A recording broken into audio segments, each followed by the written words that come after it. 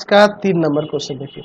10 metre ऊंचे एक खंभे के क्या कह रहा है, सीधा खड़ा रखने के लिए एक स्टील का तार का एक सिरा खंभे की चोटी से बांधकर दूसरे सिरे क्षैतिज भूमि पर स्थिर किया जाता है।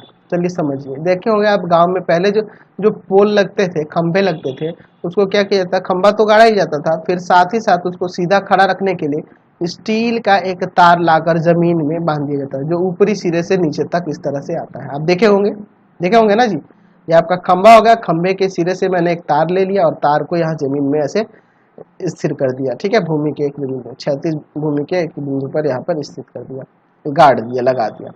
यदि तार क्षैतिज के साथ 45 डिग्री का कोण बनाता है, या तार 45 डिग्री का यहाँ कोण बनाता है, तो तार की लंबाई निकालें। तार की लंबाई निकालें जबकि 100 मीटर ऊंचे खंभे, यानी कि 10 मीटर ऊंचे खंभे की ऊंचाई कितनी है, 10 मीटर है, ए बी सी। तो हमें तार की लंबाई निकालनी है। माना तार की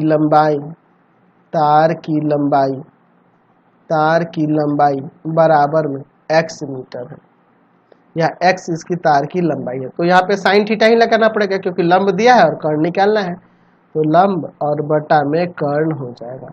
यानी आ जाएगा साइन 45 बराबर में BC बटा में AC। यानी साइन 45 का वैल्यू 1/√2, BC का वैल्यू 10 और बटा में AC का वैल्यू है आपके पास x। तो x बराबर 10√2 मीटर हो जाएगा, 10√2 मीटर, यानी कि 10 गुना में √2 है ना जी, सॉरी 10√2 मीटर, मैंने 3 लिख दिया गलती से।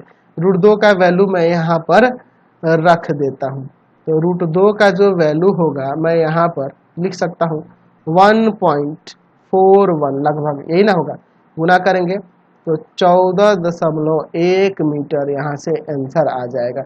यानी कि तार की लंबाई 14.1 मीटर हो जाएगी। इसलिए तार की लंबाई जो होगी, तार की लंबाई वह 14.1 मीटर हो जाएगी। समझ गए? चलिए देख लीजिए, समझ गए। चलिए अगला